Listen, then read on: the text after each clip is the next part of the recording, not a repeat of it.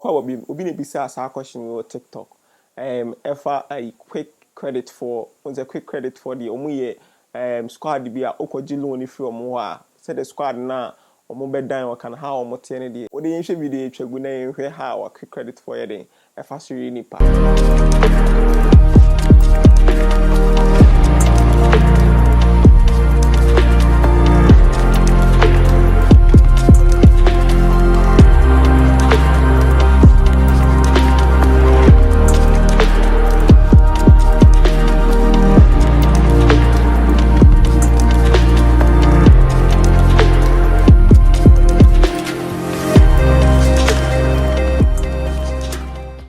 So we be a home video no here question and the do na bisa me TikTok na say like I didn't know meet me about when you about down okay na me bisa guy back one year adwuma quick credit omo okay omo year omo na me money map details ni nyina but before say me go in details no the intia quick credit for me call bi wo year nipa ne say quick credit for no according to guy mo loan no mo micro SME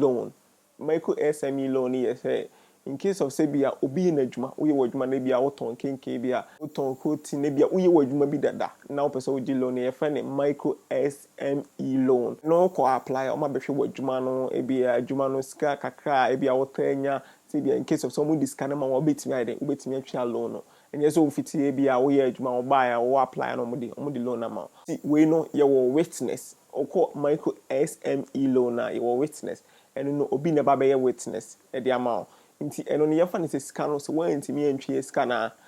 omo nko witness no still a wa ko na mmede omba be sika no ene ye wo startup loan startup loan no eno no the guarantor beba nti eno ne yafa so wo pesika bi start adwuma ye fa ne startup loan eno no o the guarantor beba o the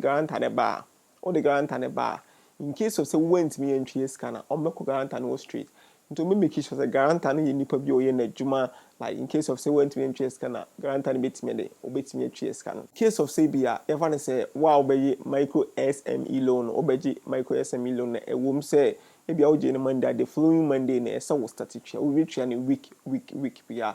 nti en fa ne say week no want me entry the next week want me entry the following weeks want me entry say 2 weeks want me entry nti e ba sa na wa trigger rules no nti omebeba obi a obi a no beba ba beji loan nti so who say omo si obi so anajo na omo gile na meaning say nipa no 2 consecutive weeks no nipa na ntwie ska no nti na omo ba na ho anajo ye den e beji ska no nti ukọ startup loan according to guy no mo startup loan no eno na nye week you find so oje ne Monday we are the following week Monday omo beji ska no but because of say we startup nti omo ma be 1 week bi sana o da nti in case of say when ntimi ntwie ska na eno no nipa no ye guarantor omo ko no straight and the wo no ebe wo dwane anasa won pese obi twies ka obi dikan aye want omo se still an scanner share omo ko guarantor no street guarantor ne pese obi twa no die definitely no anajo 2 o'clock crowd say omo gina okwan no na wo ye ho say wo speed udwane bebre ne uto nsom kra na omo di wachi nti sa na tie meye video about full video make sure how quick credit for no omo no ne fast work omo interest rate and like they won't be ha no behu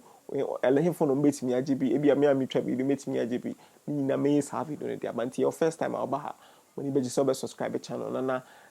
watching the next video you say when you be video we follow tech in Facebook YouTube and subscribe channel no me the videos be bra me the videos are ehu here we can have ya de bia unim ade na wo ye no